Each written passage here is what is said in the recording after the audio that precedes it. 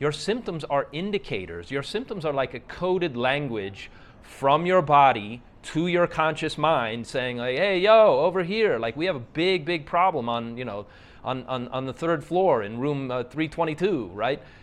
Get somebody over here to fix this problem. That's what a symptom is. That's what a sign of imbalance actually is.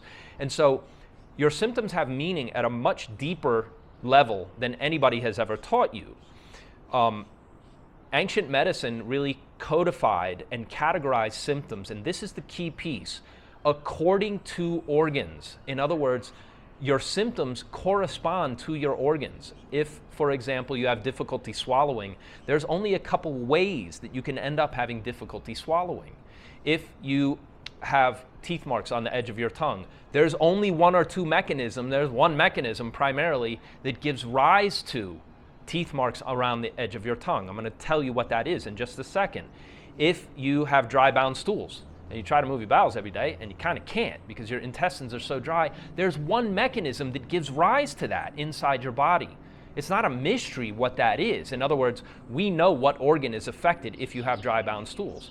If you have a lot of mucus in the back of your throat, we know what organ is affected causing mucus in the back of your throat. And that mucus is not just in the back of your throat, it's elsewhere in the body too. Okay? So, in other words, interpreting your symptoms means, number one, you interpret which organ is likely causing that symptom. And then the second layer, the second level of that interpretation is you know what mechanism inside the organ. In other words, we know that difficulty swallowing relates to the liver, but we also know the mechanism of imbalance that indicates the liver has gone out of balance in this way to cause difficulty swallowing. When you have those two pieces of information, and you can do this automatically, when I take you through the material, and I'm about to give you a preview of this, so stick with me. When I take you through my material and teach you how to identify your symptoms, which organ is affected, and which mechanism inside that organ, like not just that your liver is the culprit, but it's out of balance in this way. When you know that, the solutions are automatic. I'm Christian Nix, better known as the Barefoot Doctor. In this short video, I want to talk to you about the 3 essential characteristics that differentiate a healing system, which is what I teach you on this channel, versus fad diet, fad health and wellness, fad fitness, fad everything kind of advice. Now, there's an old saying, right? It probably exists in every culture, that if you find yourself in a hole, the first thing you want to do is stop digging. And so, in a previous video, which I'll link to here on the screen, I talked about the 2 phases of healing. I don't mean to imply that necessarily these are you do phase 1 first chronologically and then you do phase 2, although it is important to understand that when you have a chronic condition, any kind of nagging situation in your health that won't disappear or clear up on its own, that you take steps to stop digging the hole deeper. So in the previous video, I talked about the first aspect of healing. And this is important for today's video because it matters that you figure out what's causing your illness and what you might be doing to contribute to it. That's phase 1. Again, I don't mean to imply that you're going to do that chronologically, but in a certain sense, it doesn't make logical sense to go on to phase 2 where you're proactively targeting the specific imbalances, which is what I want to talk to you about in this video. Phase 2 is we're going to proactively go after the disease mechanisms, the root underlying mechanisms going on in your body that are creating your specific pattern of signs and symptoms. And so what I'm saying here is phase 1 has to be addressed first because, like, imagine you're trying to stop digging the hole deeper, but you're digging the hole deeper. Right? So it's important to stop that because anything that you do proactively is going to be very limited in terms of its effect, its impact, its value to your recovery unless you stop digging the hole. So phase 1, let's figure out what's going on that you might be contributing. In all my years in medicine, I never saw one patient, or maybe I can count on a few fingers, one hand, the number of people that I saw who were genuinely sick, not because of anything that they were doing and had read somewhere and that was contributing to their own illness because they just didn't know better. most people with a chronic condition are contributing to their illness every time they pick up a knife and fork, every time they lift a spoon to their lips, because they've read something or come across information that's no good. That information we call fad diet, health, and wellness nonsense. And it is nonsense. And I'm on a mission to save people from that kind of idiotic stupidity. And what I mean by that, because obviously there are a lot of well-meaning people, let's just assume that they're well-meaning if they're in the fad diet, fad health, and wellness industry. But why is the fad diet advice so bad, and what differentiates that, the nonsense kind of approach to so-called natural healing vis-a-vis versus an actual professional quality, hospital quality approach that you can learn to apply to your condition? Number one, you could think of the fad diet advice industry as putting the cart before the horse. What I mean by that is all fad diet advice starts with, or starts too far down the track. They start with, here's the solution to your illness. Okay? All fad diet, fad health, and wellness advice is, hey, if you have acid reflux, here's a supplement that fixes acid reflux. Now, the reason you know this can't be true, it can't be good advice. It can't possibly be that their supplement or their magic doohickey or whatever it is that they're trying to offer you, usually that you have to buy over and over again each month until you die or go broke, whichever comes first, is if that thing actually worked, nobody would be sick, right? If there was some magic diet, the FODMAP diet, that cures IBS or that treats IBS, right? Because you're not really allowed to say that you cure anything online, right? You get shut down pretty quickly. If that diet worked, there would be nobody with IBS. Do you see what I'm saying? Like, de facto, they have to be telling a half-truth. Now, can some of these solutions help some people some of the time? Yes, but then the primary question you have to ask yourself is, okay, who? Like, if you're selling a supplement for acid reflux, or you have a solution like drink apple cider vinegar, who does that help? My point is, the chief differentiator between fad advice and a fad solution, right, which is not really a solution at all, but that may help some people some of the time for a brief period if you have the exact problem that so-called solution can address. The problem with that kind of advice and the differentiator is they're skipping the biggest step. What is the biggest step in getting to the bottom of your chronic condition? Look, when you go to a doctor, any kind of doctor, right, mainstream, so-called alternative, naturopath, right, herbalist, it doesn't matter who it is, what's the first thing that they do after greeting you when you sit down? They listen and try to evaluate your symptoms in order to arrive at a diagnostic hypothesis. So the chief piece that's missing from all fad diet, health, and wellness kind of advice is there is no system by which they are discerning this piece of advice that we're giving you is for this specific person with this specific condition. And then the part that, of course, they would never tell you is, and when your condition changes, our solution will not work for you. In other words, what I want to make you aware of here is most people think that diagnosis, and this is kind of a deeper level to the discussion, most people think that diagnosis is to arrive at a disease diagnosis. In modern medicine, you get diagnosed with, let's just pick the easiest example here, acid reflux. Okay? Everybody with acid reflux is essentially labeled and categorized the same, and they all get the same treatment. Now, you know that that can't possibly work and doesn't make any sense whatsoever, because not everybody with acid reflux has the same underlying organ imbalances giving rise to acid reflux. In my material, and I'm going to show you a breakdown of this very quickly, but I want to cover the three characteristics. In my material, I make you aware of another type of diagnosis. I did not come up with this. Christian did not make this up. I did not pull this out of thin air last week.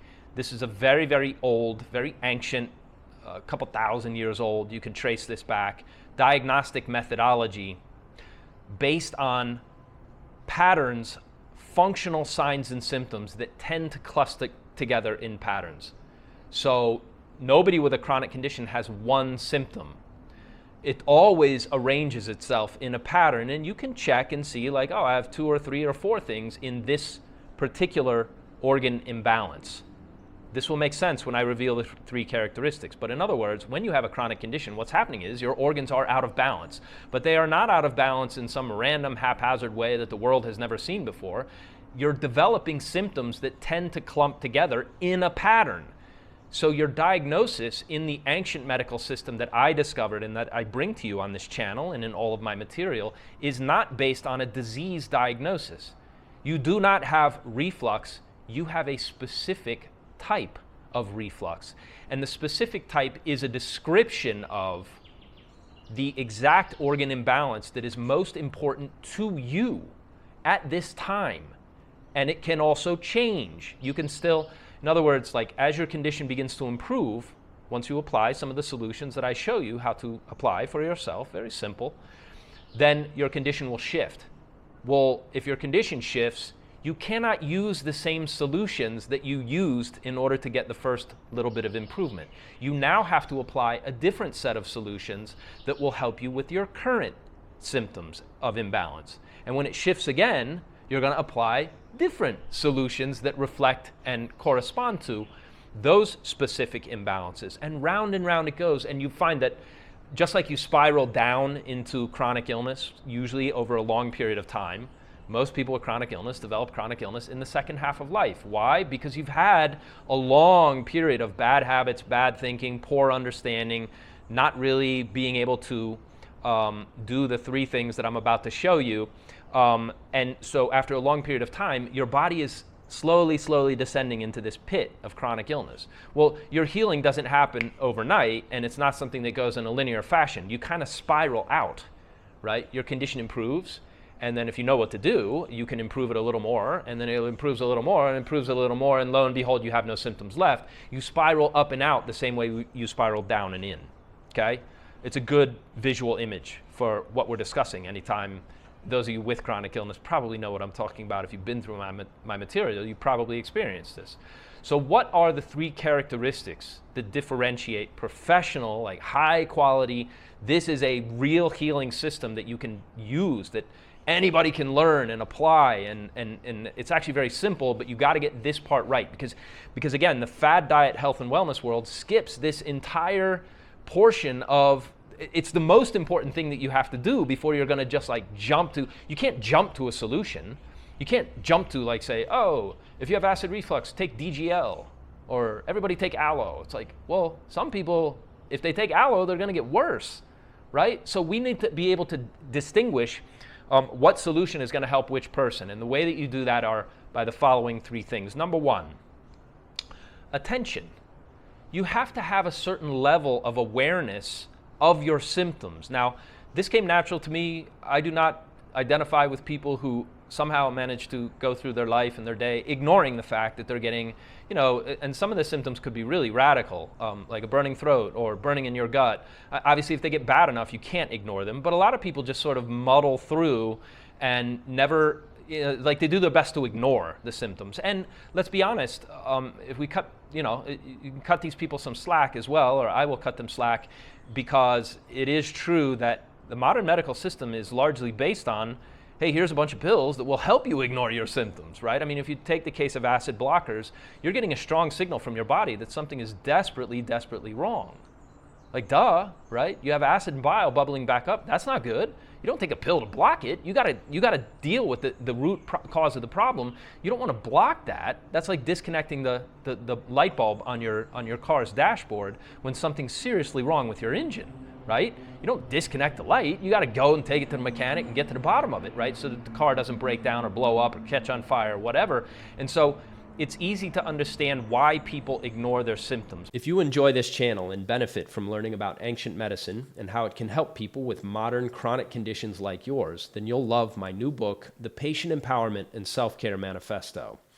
There's 112 pages of simple, easy-to-understand wisdom from ancient medicine with its elegant system of pattern diagnosis for helping regular people understand the exact root causes of hundreds of chronic conditions, the exact chronic conditions modern medicine cannot help you with. You'll also discover what steps you need to take to reclaim your sovereignty over your health and your recovery. In it, I delve deep into the 4 areas that affect your body's ability to recover from a chronic condition: diet, targeted exercises, state of mind practices, and simple remedies and treatments anyone can use, and which specific steps you need to take in what order if you want to activate and control your body's own self-healing resources.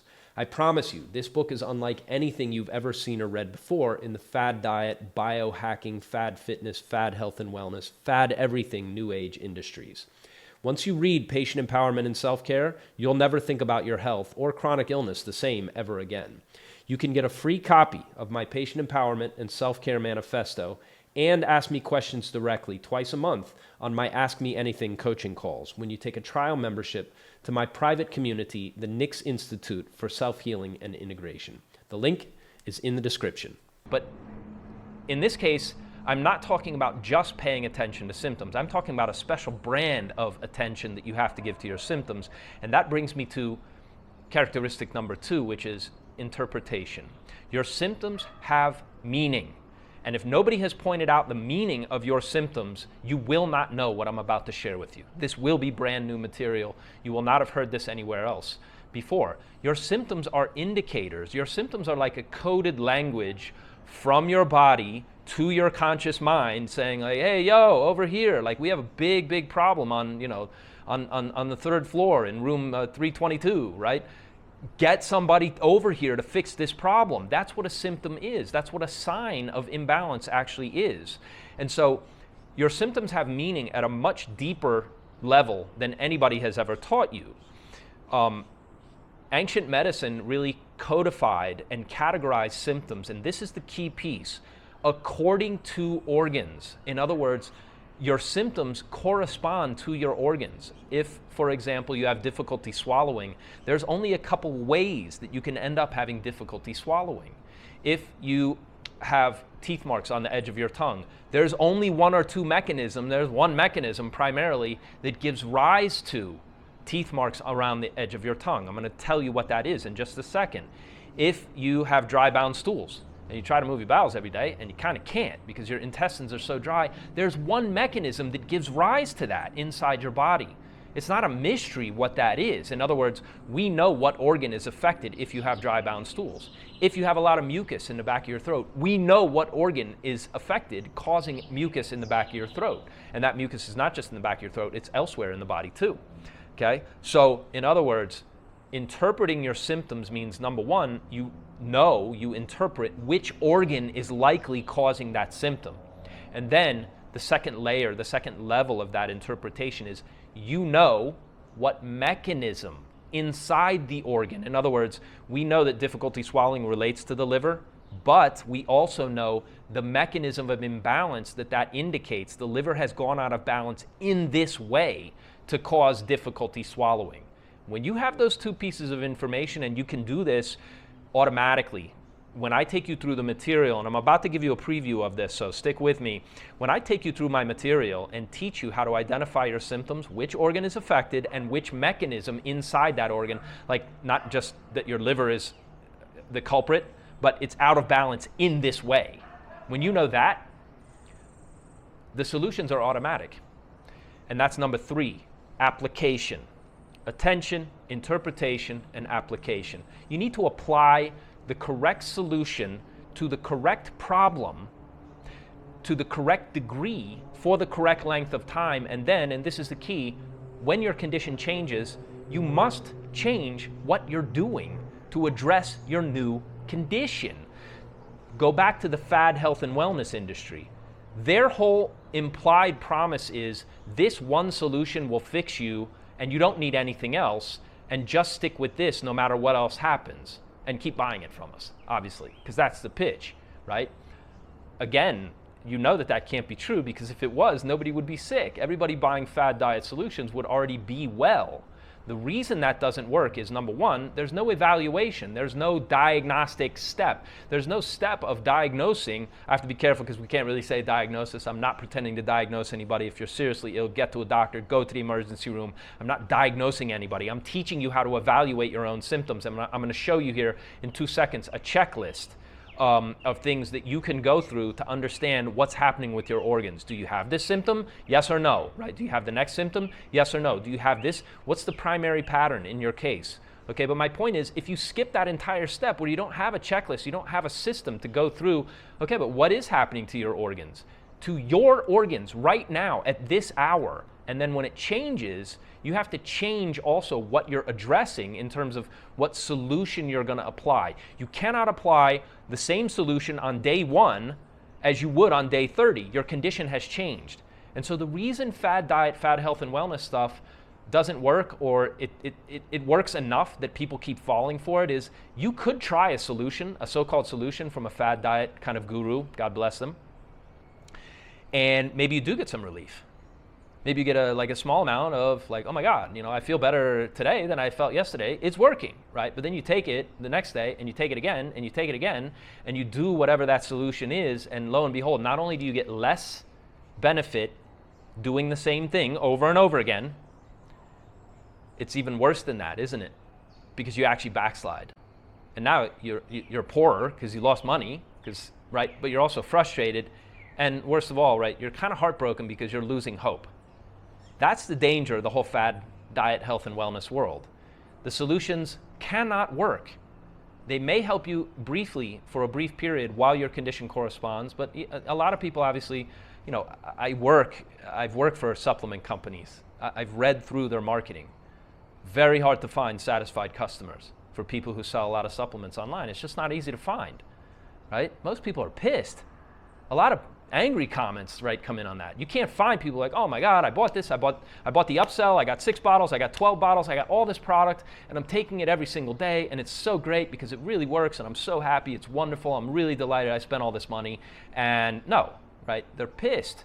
And the reason they're pissed is because it doesn't work. And the reason it doesn't work is because there's no methodology to discern which person would benefit from this specific solution. And then there's no discussion of, okay, if I take this now and it helps me, what do I do after I get a little bit of benefit? How do I switch? Only a healing system, and only the ancient healing system that I discovered, actually gives you the tools and the thinking and the structure and the simple methodology that says, and here we go into the symptoms that I want to cover for you. There are 4 primary imbalances. So let me run through this as an example of how you, number 1, you would have to pay attention to these critical symptoms. Not obvious ones, like, oh, you have acid reflux. Okay, great, right? We know that, right? That's like having a house on fire. We need to know deeper, granular detail about the function of your specific organs. So all of these signs, symptoms that I'll show you are referred to as functional signs and symptoms, right? You can tell. You don't need a blood test. You don't need an MRI. You don't need an X-ray. You don't need some high-tech kind of diagnostic instrumentation or expensive, right, diagnostic laboratory work to get to the bottom of this. These are yes/no questions, right? Do you have difficulty swallowing? Do you wake up at 3 a.m. sweating? Yes or no, right? If you do, that's a sign, symptom, a functional kind of marker or indicator of what's going on inside your organs. So let me just go to the laptop here and show you and share with you what I want to show you about the 4 primary imbalances. We always start here because there's only 4 ways that the body goes out of balance. And if we know that, then we've circumscribed the entire universe of things that we have to. There's not a million ways for things to go out of balance. Your body only goes out of balance in a couple different ways. And each organ only has a couple different possible ways that it can crack up and blow up and fall, bring you down and take you down into chronic illness. Anytime there's a chronic illness, these are the things that's going on, okay? Check this out. So this is the sheet that I put together for students of my pivot protocol. You can find this elsewhere.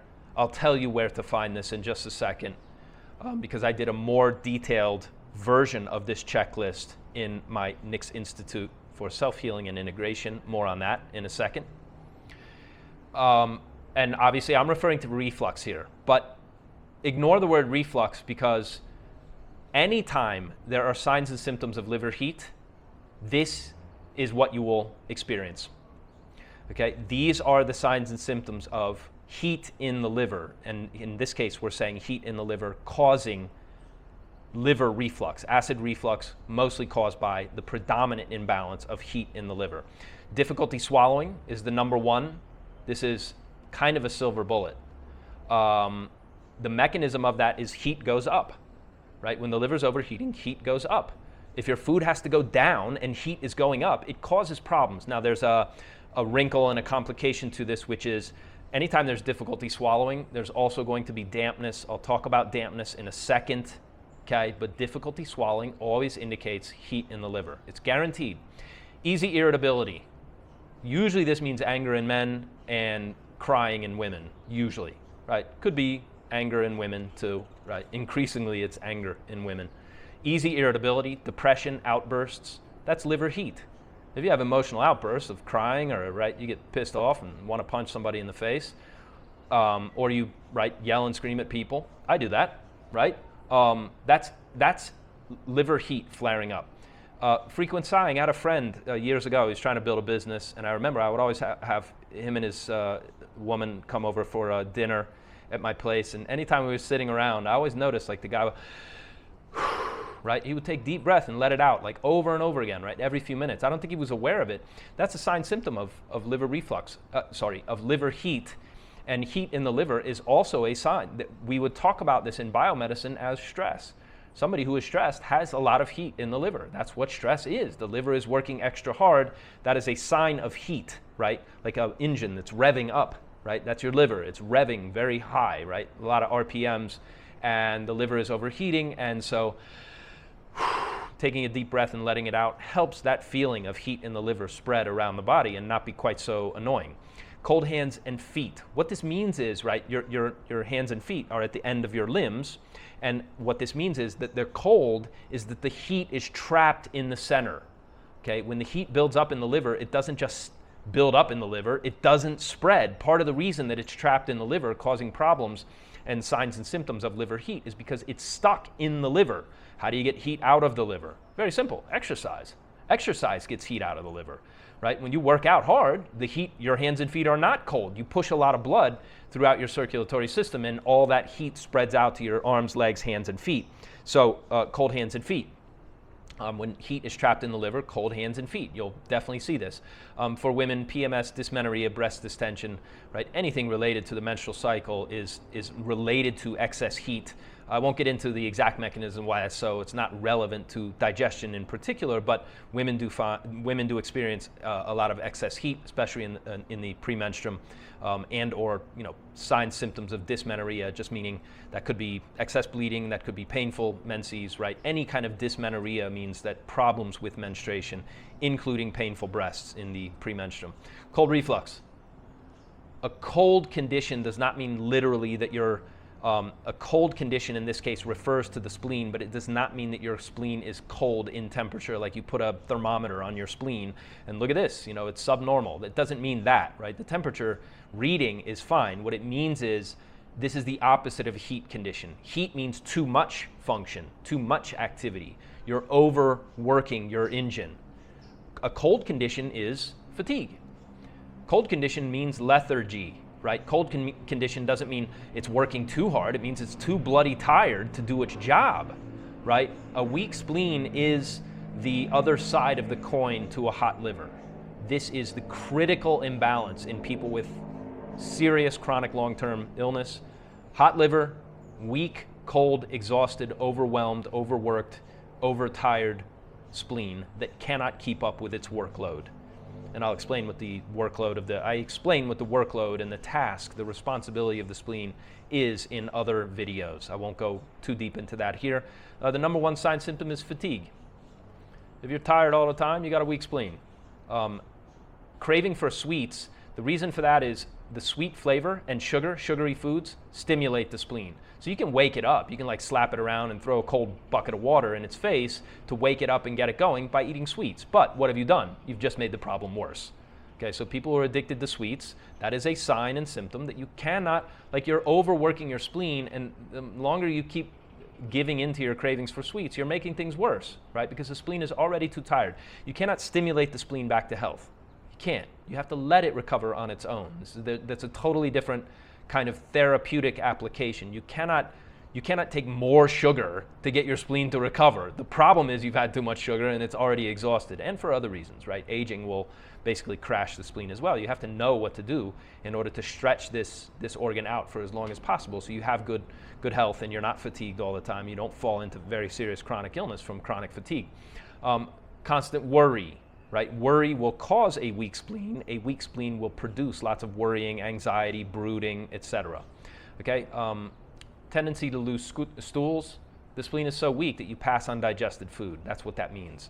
The spleen's job is to make sure that that doesn't happen. If the spleen is weak, you get loose stools. Cold hands and nose. Here I'm not so concerned about hands. Don't worry about that. But if you notice that your nose is cold, and here I'm not talking about like you go outside in the winter in Chicago and your nose is cold, right? I'm not talking about that. I'm saying that just generally you notice that you have a cold nose. This area of the face corresponds to the spleen, believe it or not, right? So that's a telltale. The other big silver bullet for a weak spleen is dizziness standing up. In modern medicine, this is referred to as orthostatic hypotension, right? You stand up, you get up from a chair, and you have that moment where you're like, whoa, right? I got dizzy there for a second. You gotta like grab onto the wall or right, maybe sit back down again because right, you got up, but your mojo didn't get up with you. That's a weak spleen. Swollen tongue with teeth marks on the edges. Why teeth marks? Because the spleen's job is to control, and this is the next one here, dampness. Damp refers to fluids building up in the body. So if you have lots of mucus building up, that's a sign that the spleen is weak. And one of the ways that you know that you have dampness is that your tongue will fill up with fluids, right? Just like your organs absorb fluids. If you took a piece of meat, like a steak, and you put it in a glass of water overnight, it would absorb that, and the water would diffuse into the tissue of the meat itself, and it would swell and fill up with water. The same thing is happening in your organs. When you have a lot of mucus in your digestive system from a weak spleen, right, your tongue also is part of the digestive organs, and it swells and fills up with liquid, and it gets soggy, and it pushes against the inside of your teeth, and you get teeth marks on the edges of the tongue, right, around the edges. That's a sign of dampness. It also indicates that the spleen is weak.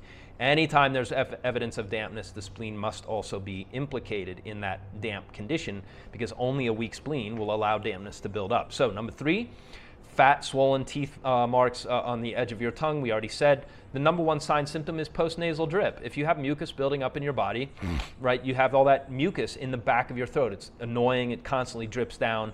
That's a sure sign of it. You could also have productive cough. You could have mucus in the eyes, right, where you're constantly like, you get like what's called eye screen, S-C-R-E-E-N, where you get mucus building up, right? Mental abstraction and what's called commonly head fog, right? If you're head fogged all the time, that's very often a sign symptom of dampness in the body. A possible feeling of something in your eye, I already said, right? Like you have mucus building up in the eyes. Sore, painful, swollen joints. That's dampness getting into your joints. Pain that's worse on exposure to heat or after eating hot, acrid foods, spicy, greasy, fatty foods, drinking alcohol. All of those things create dampness in the body. So that those also become important. That also is an important indicator of dampness, right? If you eat these things and your condition is worse, you have too much dampness. Joint pain that's worse, especially in hot, damp weather. If it's worse in hot, damp weather, you not only have dampness and heat. Refer back to liver, right? So my point is these 4 imbalances combine and reinforce one another. I'm not going to go into that in this video, but understand, like if one thing is out of balance, most things get out of balance. Obviously, your organs are related. They all affect one another, right? So if you have a hot liver, you could have a weak spleen. If you have a weak spleen, you could have dampness. If you have dampness, your liver heat is going to get worse. And if you have a lot of heat in the body, heat causes in the body, just like in nature, right? If you fall into a river and then you got to dry your clothes out, you leave your clothes in the sun. Heat creates dryness, okay? Heat causes dryness.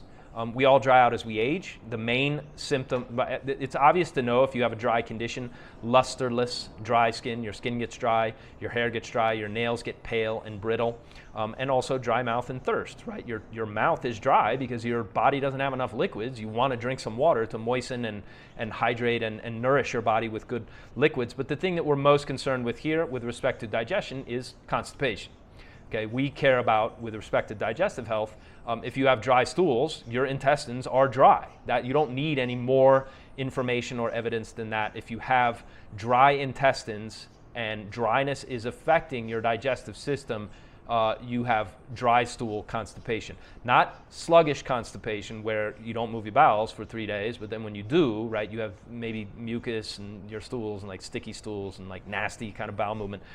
No, you move your bowels or you strain to move your bowels usually, and your bowel movement comes out in tiny dry balls, right, bound up little balls, dry bound stools. That kind of constipation, because that indicates dryness in the intestines. Okay? So,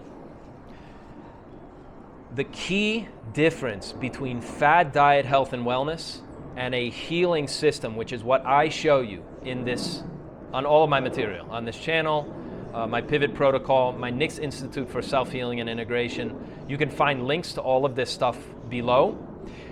The key thing is there is a step that the fad diet, health, and wellness guys skip over, and that step is, in medicine, diagnosis. For the purpose of this channel, we're going to call it symptom evaluation, because again, I'm not pretending to diagnose anybody. That's not actually legal to do. I don't diagnose you via email or through my program or through my coaching or anything else. I'm teaching you to recognize the signs and symptoms of imbalance. Your doctor will never teach you this. Your doctor doesn't know it. Your doctor is not taught how to. No doctor goes through med school and there's like an entire curriculum based on here's how you're going to teach your patients to heal on their own. There is no curriculum for that. Med school is not for doctors to teach you how to heal on your own. They do not want you doing that. The whole modern medical business model is built on you coming back, getting the next pill until you get surgery, and then getting the next surgery and getting put on more meds until you die. It's not cynical to say it. It's not even controversial. I worked inside multiple hospitals. Doctors are by and large very good people, but they do not run the medical system. The accountants and the administrators and the bean counters and the chief financial officers are the people who run the medical system, the modern mainstream medical system, and it is largely, surprise, surprise, influenced by people who make lots and lots of money off making pharmaceuticals and pushing drugs on patients with chronic conditions. The goal is to keep you sick. From a business standpoint, right, the financial incentive is to keep you sick, but keep you alive on life support, as it were, for as long as possible so that they can keep extracting your wealth and putting it into their bank account. That's the medical system. That's how it's set up, okay? I'm not here to argue with anybody. If you understand how it works and you've been inside it, that's how it works, okay? Nobody will teach you how to heal on your own. Fortunately, there's an entire ancient medical system that I discovered and that I'm bringing to you on the Barefoot Medicine YouTube channel and also in all of my material. You can find links in the description, so please check that out. What do you think? Does this jibe with your experience? Does it make sense to your experience of illness? Is anything that I've said in the material here or in this video, do you agree? Do you disagree? Put something in the comments below. I always love to read them and find out what people have to say. That's enough out of me. Thanks very much for watching. And remember, your body knows how to heal on its own. Your job is to figure out how to manage your internal environment so that your organs begin to work together again and your body does what it's already designed to do. Thanks. I'll be back with more great stuff.